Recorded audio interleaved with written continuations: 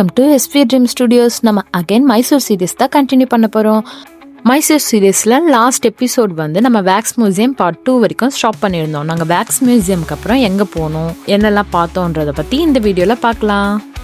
நான் last வீடியோலே சொல்லியிருந்தேன்ல, தசராக்கு exhibition போட போகிறாங்க. ஸோ அதனால ப்ரிப்பரேஷன்லாம் பண்ணிகிட்ருக்காங்கன்னு இப்போ நீங்கள் பார்த்தீங்கன்னா உங்களுக்கே தெரியும்.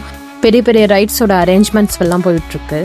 கிளைமேட் பார்க்க சூப்பராக இருந்துச்சு. பட் மழை வந்துடுவோன்னு தான் பயமாக இருந்துச்சு, சுற்றி பார்க்க முடியாமல் போயிடும்னு.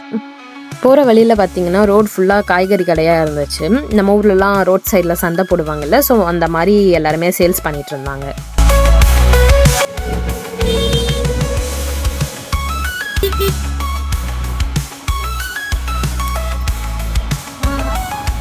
ஃபைனலி மைசூர் பேலஸ் வந்து சேர்ந்துட்டோம். ஆமாம், நம்ம இன்றைக்கி வீடியோவில் மைசூர் பேலஸ் தான் பார்க்க போகிறோம். நீங்கள் பார்த்தீங்கன்னா உங்களுக்கே தெரியும், எல்லாம் குதிரை வண்டியெல்லாம் வச்சிட்ருக்காங்க. ராஜாக்கள் போகிற வண்டி மாதிரிலாம் நிறைய இருந்துச்சு. டாய்ஸ் எல்லாம் விற்றுட்டு இருந்தாங்க. ஆட்டோக்கு வந்து 150 ருபீஸ் ஆச்சு.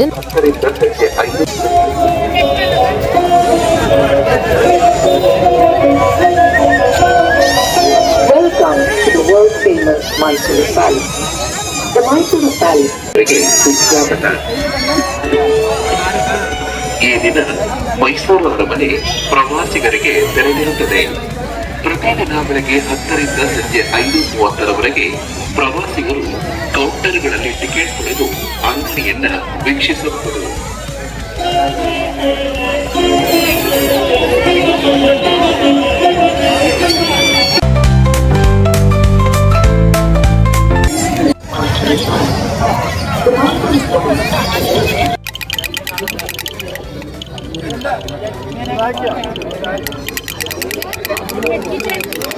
மைசூர் பேலஸ் வெளியவே ஊதுபத்தி வித்துட்டு இருந்தாங்க. சாண்டல் ஊதுபத்தி 100 ரூபாய்க்கு 1000 பேக்கெட்ஸ்னு கொடுத்தாங்க.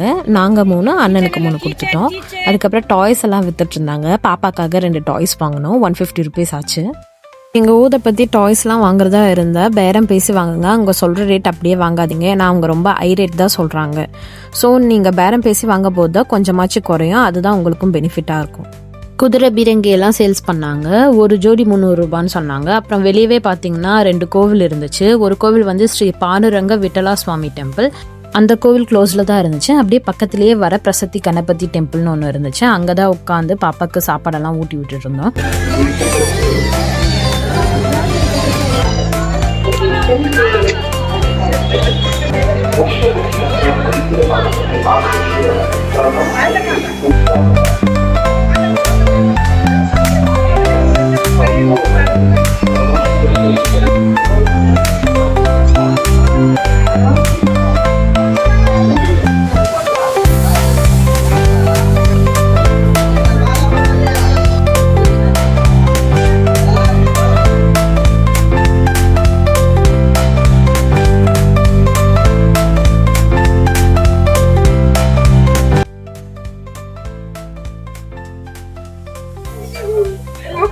ఏమో చేసుకున్నాను 2 పేరు జరిగిన వినాయకర్ని పప్పని మీకు కొలకట్ట తెచ్చి చూసారా 2 పేరు ఏమ్రా మా అమ్మ మీద తెచ్చి చూసావా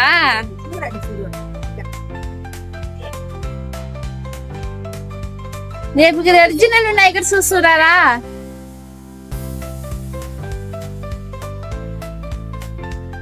అప్పా నాన్ని మరి వీనికి వినాయకుడు పెట్టింది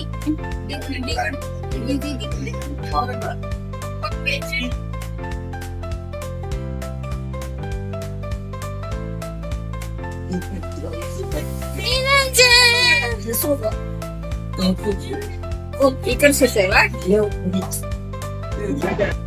1 to 1.5 ஹவர்ஸ்க்கு மேலே நாங்கள் கோவிலில் தான் இருந்தோம். பாப்பா சாப்பிட்டுட்டு இருந்தோம். நாங்களும் ஸ்நாக்ஸ்லாம் கொஞ்சம் சாப்பிட்டுட்டு இருந்தோம். அதுக்கப்புறம் டிக்கெட் எடுக்கலான்னு போய் டிக்கெட் எடுக்கும்போது ஒரு பர்சனுக்கு 120 ருபீஸ்னு சொன்னாங்க. 120 ரூபா அப்படி சொன்னாங்க. 4 பேர் நாங்கள். ஸோ 4 டிக்கெட் எடுத்தோம். 480 ரூபா ஆச்சு. டிக்கெட் கவுண்டர் பக்கத்துலேயே போர்டில் பார்த்தீங்கன்னா யார் யாருக்கு எவ்வளோ ப்ரைஸ்ன்னு போட்டிருந்தாங்க. அடல்ட்ஸ்க்கு 120 ருபீஸ், சில்ட்ரன்ஸ்க்கு 70 ருபீஸ், ஸ்டூடெண்ட்ஸ் ஸ்டடி டூர் வந்திருந்தா 50 ருபீஸ், ஃபாரினர்ஸ் யாராச்சும் வந்தாங்கன்னா 1000 ருபீஸ் அப்படின்னு போட்டிருந்தாங்க. இது எப்படி போடணும்? உள்ள போனா அரண்மனை இருக்கும். அந்த காலத்து அரண்மனை.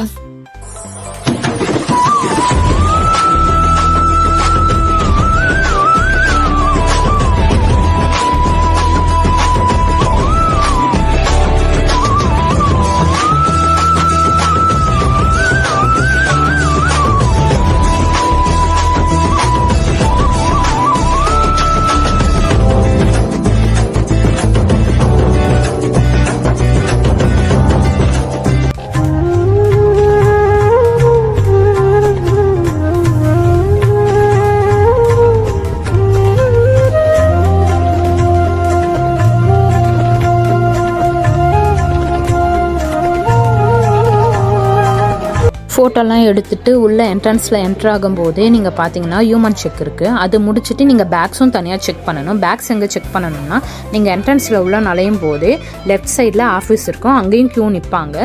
அங்கே செக் பண்ணிட்டு தான் நம்ம உள்ளே போகணும். அதுக்கப்புறம் அப்படியே அந்த ஆஃபீஸ் ஆப்போசிட்லேயே பார்த்தீங்கன்னா கோவில் இருக்குது, ஆனால் க்ளோஸ் ஆகி தான் இருக்குது. பட் வெளியிருந்து பார்க்கும்போதே கோபுரம் அழகாக இருந்துச்சு, ஆனால் நம்மளால் உள்ளதான் போய் பார்க்க முடியல. இன்னொன்று என்னன்னு பார்த்தீங்கன்னா பேட்ரி கார்ஸ் எல்லாம் இருக்குது, அதுலேயும் நீங்கள் ட்ராவல் பண்ணி போகலாம். அரண்மனை சுற்றி காட்டுவாங்க ஃபுல்லாக. என்ன ஒரு டிஸ்அட்வான்டேஜ்னா அவங்க வெளியே மட்டும்தான் சுற்றி காட்டுவாங்க, அரண்மனைக்குள்ளெல்லாம் அவங்க சுற்றி காட்ட மாட்டாங்க. ஸோ நம்ம தான் நடந்து போகிற மாதிரி தான் இருக்கும்.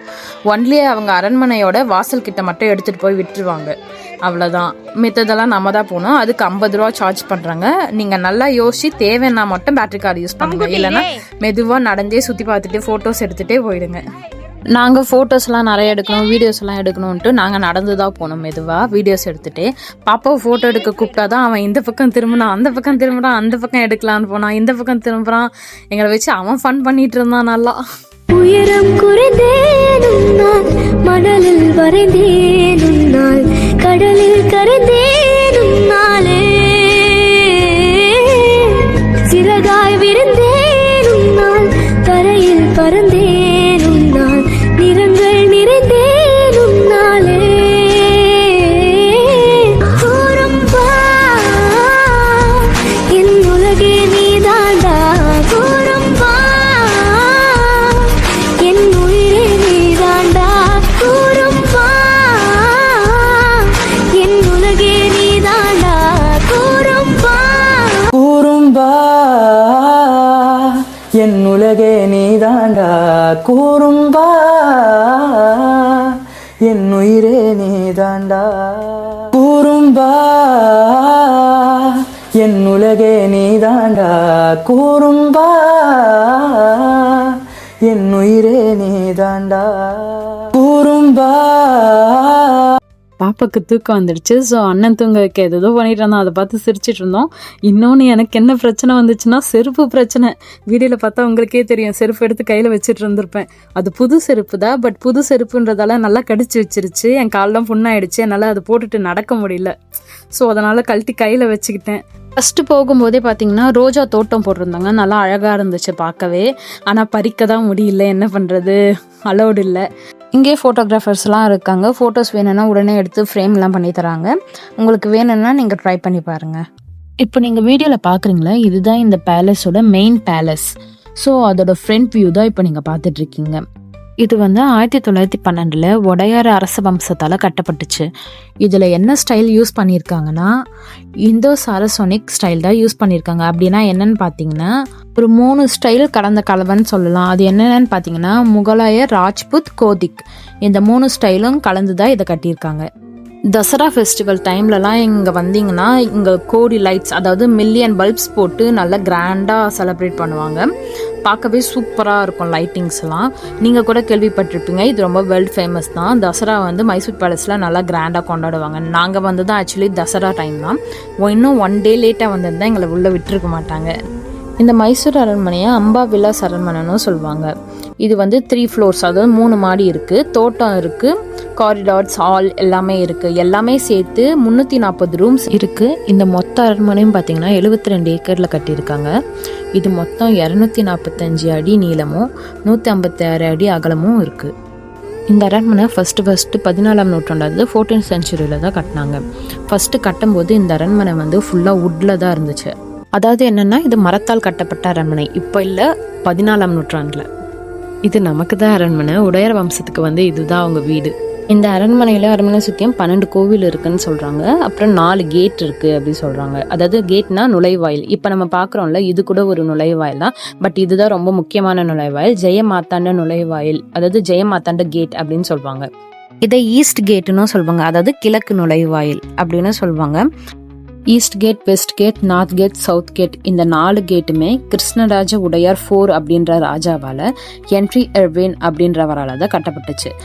இப்போ இந்த 4 கேட்டும் எந்த இயரில் பில்ட் பண்ணாங்க, எந்த பர்பஸ்க்கு பில்ட் பண்ணாங்கன்றதை பற்றி பார்க்கலாம். இப்போ ஃபர்ஸ்ட் நம்ம பார்க்க போகிறது ஈஸ்ட் கேட். அது வந்து ஜெயமாத்தாண்ட கேட்னு ஆல்ரெடி சொல்லியிருந்தேன். அது எப்போ பில்ட் பண்ணாங்கன்னா 1897 to 1912. இது எதுக்கு பில்ட் பண்ணாங்கன்னு பார்த்தீங்கன்னா ராயல் என்ட்ரன்ஸ், அதாவது ராஜாக்கள் மட்டுமே என்ட்ரன்ஸ் ஆகிற என்ட்ரன்ஸாக இருக்கணும், மெயின் என்ட்ரன்ஸாக இருக்கணுன்றதுக்காக தான் பில்ட் பண்ணாங்க. இந்த கேட் எப்போ ஓப்பன் பண்ணுவாங்கன்னு பார்த்தீங்கன்னா இது தசரா ஃபெஸ்டிவல், அப்புறம் ஸ்டேட் ஃபெஸ்டிவல், கிங் ஃபெஸ்டிவல்ஸ் எல்லாம் வரும்போது மட்டும்தான் ஓப்பன் பண்ணுவாங்க. இந்த கேட்ல இருந்து பார்த்தா ஃபுல் அரண்மனையும் சூப்பராக தெரியும் அப்படின்னும் சொல்கிறாங்க. செகண்ட் ஒன் பார்த்தீங்கன்னா வெஸ்ட் கேட், அதாவது மேற்கு கேட். இதை வந்து கரிகால் தொட்டி கேட் அப்படின்னும் சொல்கிறாங்க. இன்னொன்று பார்த்தீங்கன்னா தசரா கேட் அப்படின்னு சொல்கிறாங்க. ஏன் இது தசரா கேட்னு சொல்கிறாங்கன்னு பார்த்தீங்கன்னா தசரா ஃபெஸ்டிவல் அப்போ இங்கே தான் ஊர்வலம் நடத்துவாங்களாம். இது தசரா பேரணி நடக்கிற கேட்டுன்னு சொல்லுவாங்க. இது எப்போ பில்ட் பண்ணாங்கன்னு பார்த்தீங்கன்னா 1990 to 1912. உடையார் ஃபேமிலி தசராவை பெருசாக செலிப்ரேட் பண்ணுறதால இந்த கேட்டில் பார்த்தீங்கன்னா தசரா ரிலேட்டட் சிற்பங்கள் எல்லாம் நிறைய செதுக்கியிருக்காங்க. இந்த கேட் மெயினாக எதுக்கு யூஸ் பண்ணுறாங்கன்னு பார்த்தீங்கன்னா தசரா ஜம்போ சவாரிக்கு யூஸ் பண்ணுறாங்க. தேர்ட் ஒன் பார்த்தீங்கன்னா நார்த் கேட், அதாவது வடக்கு நுழைவாயில். இது வந்து ஜெயராமா கேட்னும் சொல்கிறாங்க. ஏன் ஜெயராமா கேட்னு சொல்கிறாங்கன்னா உடையார் வம்சத்தினரோட மரபு நேம் வந்து ஜெயராமாவா, ஸோ அதனால இது ஜெயராமா கேட் அப்படின்னு சொல்கிறாங்க. இந்த கேட் பில்ட் பண்ண இயர் பார்த்தீங்கன்னா 1990 to 1912. இது என்ன பர்பஸ்க்காக பில்ட் பண்ணாங்கன்னு பார்த்தீங்கன்னா இது செகண்டரி அஃபிஷியல் என்ட்ரன்ஸ் அப்படின்னு சொல்கிறாங்க. இன்னொன்று பார்த்தீங்கன்னா இந்த பேலஸில் ஸ்டாஃப்ஸ் எல்லாம் இருப்பாங்கல்ல, அவங்க உள்ளே போகிறதுக்கும் வெளியே வர்றதுக்கும் இந்த கேட் தான் யூஸ் பண்ணுவாங்களாம். ஃபோர்த் கேட் எதுன்னு பார்த்தீங்கன்னா நம்ம ஃபர்ஸ்ட் என்ட்ரன்ஸில் உள்ள வந்தோம் இல்லையா, அதுதான் ஃபோர்த் கேட். இதை வந்து தெற்கு நுழைவாயில், சவுத் கேட் இல்லைனா வராகா கேட் அப்படின்னு சொல்கிறாங்க. வராகா கேட்டின் ஏன்னு சொல்கிறாங்கன்னா இது விஷ்ணுவோட 3வது அவதாரம் வராகா இருக்கு இல்லையா, அதை வந்து மேலே செதுக்கியிருப்பாங்க. ஸோ அதனால இது வராகா கேட் அப்படின்னு சொல்கிறாங்க. இந்த கேட் எப்போ பில்ட் பண்ணாங்கன்னு பார்த்தீங்கன்னா 1990 to 1912. இது எந்த பர்பஸ்க்காக பில்ட் பண்ணாங்கன்னா இது பப்ளிக் என்ட்ரன்ஸாக யூஸ் ஆகுது.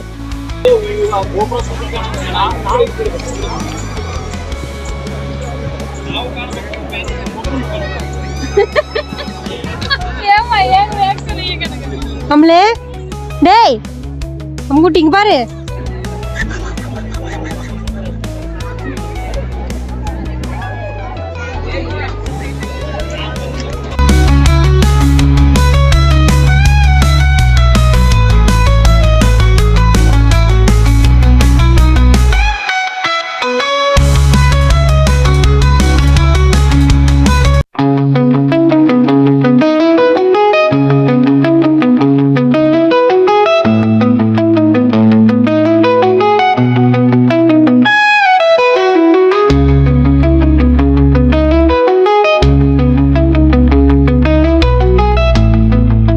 அரண்மனை கேட்டுக்கே இவ்வளோ டீட்டெயில்ஸ், இவ்வளோ ஹிஸ்ட்ரி பார்த்தோம். இன்னும் அரண்மனைக்குள்ளெல்லாம் இன்னும் எவ்வளோ டீட்டெயில்ஸ், எவ்வளோ ஹிஸ்ட்ரி இருக்கும்ல. ஸோ இதெல்லாம் ஒரே வீடியோவில் பார்க்க முடியாது, அதனால் நம்ம நெக்ஸ்ட் வீடியோவில் பார்க்கலாம். இப்போ வரைக்கும் நம்ம அரண்மனைக்கு வெளியே மட்டும்தான் பார்த்துருக்கோம். இன்னும் அரண்மனைக்குள்ளெல்லாம் நிறைய டீட்டெயில்ஸ் இருக்குது, ஹிஸ்ட்ரிஸ் இருக்குது. அதெல்லாம் நெக்ஸ்ட் வீடியோவில் இன்னும் டீட்டெயிலாக பார்க்கலாம். இந்த வீடியோ உங்களுக்கு பிடிச்சிருந்தா லைக் பண்ணுங்கள், ஷேர் பண்ணுங்கள், கமெண்ட் பண்ணுங்கள். மறக்காமல் என்னோட யூடியூப் சேனலை சப்ஸ்கிரைப் பண்ணிவிட்டு பக்கத்தில் இருக்க பெல் ஐக்கானை கிளிக் பண்ணி வச்சுக்கோங்க. அப்போ தான் நான் போகிற வீடியோ உடனே உங்களுக்கு வந்து சேரும். பாய்.